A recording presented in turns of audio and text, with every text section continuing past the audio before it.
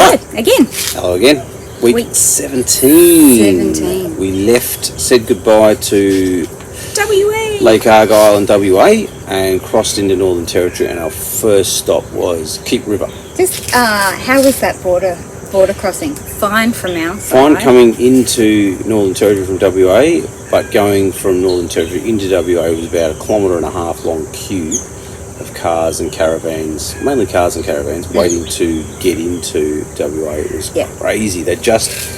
Northern Territory had been in lockdown. Well, Darwin and Catherine. Had been in lockdown. Catherine had just come out, I think, when we... Yeah. But they still had masks, all mandatory. We crossed over, I think, on a Monday, and they had masks mandatory till about Thursday. Yeah. So, yeah, it was full on.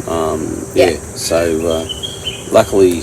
Yeah, anyway. Didn't affect us because we were going the other way. So, Yep.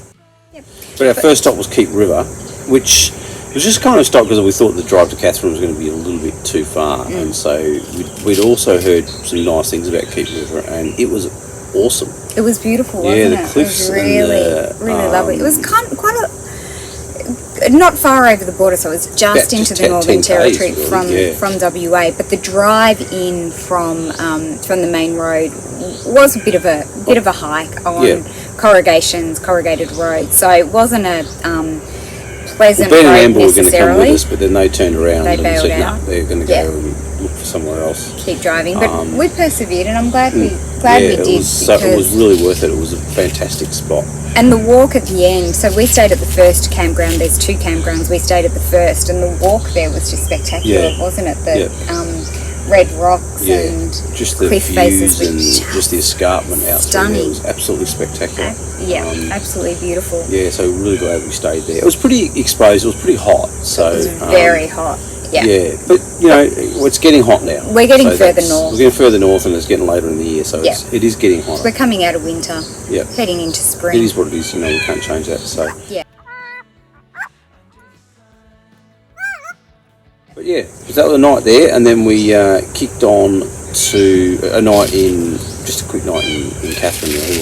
Yeah, we didn't really do anything except swim and have really good Thai.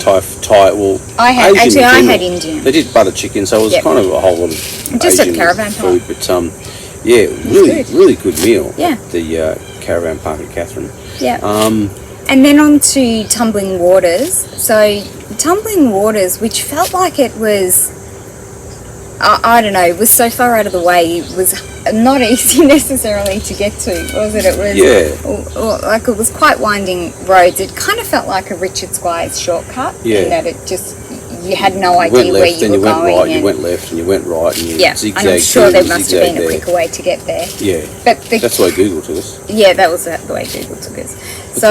But the caravan park was really green and leafy, and they had a nice little billabong next to it. And beautiful billabong that we went and had a look at. Again, no crocs. You're starting to feel like there aren't any crocs. Starting to doubt the presence of large saltwater crocs in Northern Australia. But anyway, we did see that one at Parry, but he was way off in the distance. So we'll keep looking. We'll see what we find. And Berry Springs was from just a short drive from Tumbling Waters is Berry Springs, and that was beautiful, wasn't it? And it was worth doing. We did the little walk there, which I suspect not many people do, because it's a really nice spot just to kind of go for lunch or for the day. But there's a short walk there that kind of takes you through different landscapes, doesn't it? Like rainforest and monsoonal lands and things like that. And it was really beautiful walk. Sort of, and then swim in the spring water, which was the first one had the waterfall. That was really nice. And then they were all really beautiful. You know, there was 3 separate sections: the waterfall and then 2 different sort of pools, which all connected. So you could, if you had a pool noodle, take your pool noodle or blow up floaty or whatever, and you can float down from one end to the other. We didn't, because Abe had his camera gear, so we had to kind of walk along, and I of course had my phone and all of that. But so we walked it, but you could float from one end to the other, which would be really beautiful. And the water was so clear and fresh. It was really nice. And then from there we went on to Litchfield. Yeah. Litchfield was stunning. Was stunning, yeah. We Wasn't had it? 3 nights at Litchfield, and we camped at Florence Falls. And then we drove out to Wangi, which Wangi is probably the more popular of the falls. Yeah. But It's the watering hole at the bottom of Wangi Falls is bigger. Yeah. So, and it was beautiful. It was easy to get into and refreshing and all of that. Yeah. And the kind of little rock pool just under the waterfall. Yeah. That was really climb really up the cool. rocks So a you little bit and scramble get up into the a rocks and get into the rock little rock hole. pool. But I love Florence Falls. That was Florence stunning. is beautiful. Absolutely stunning. But the highlight for me definitely was Buley Rockholes. Yeah. Again, just a cascading system of sort of rock holes and little in the river there that you can swim in and bathe in and move from one to the other. And it's crystal clear water. It was amazing. It was beautiful. And if you walked we walked from Florence Falls to Buley Rockholes. It wasn't too far. It was maybe a kilometre, 2 k's. Do it in the morning when it's not super hot. There's all along the way. You're following the river system basically, so you can stop all along the way and have your own little rock holes, little water swimming holes sort of thing along the way. It's beautiful. It's really beautiful. Yeah. That was a real highlight for me. Definitely. I think.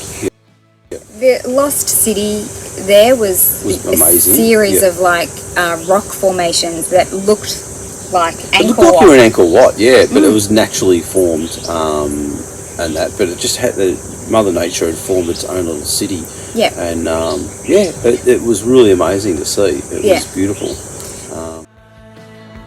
The magnetic termite mounds, which no one else wanted to see, but of course Miss FOMO over here didn't they're want to there, miss guys out. got to look at them and see them. So we went there, and no, they were good. They were some decent sized termite mounds. They were huge. Some of those termite mounds are just about 4 unbelievable. metres tall. Yeah, they were massive. Yeah, huge. So really good to see. Yeah.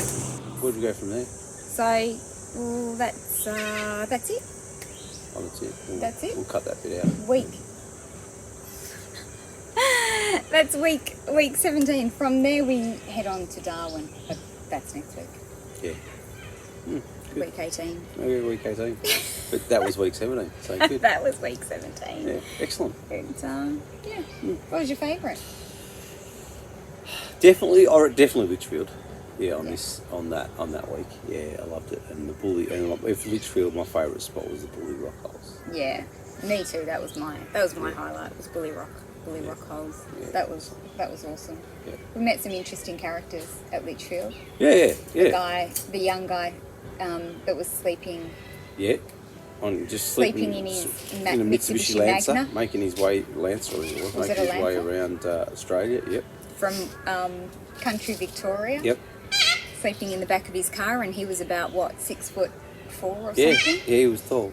Really tall. Had nothing because he couldn't fit it in his car. We think we're doing it tough, but he was doing it a bit tougher. Yeah. Met Andrew in the Delica. Mitsubishi Delica. Yep.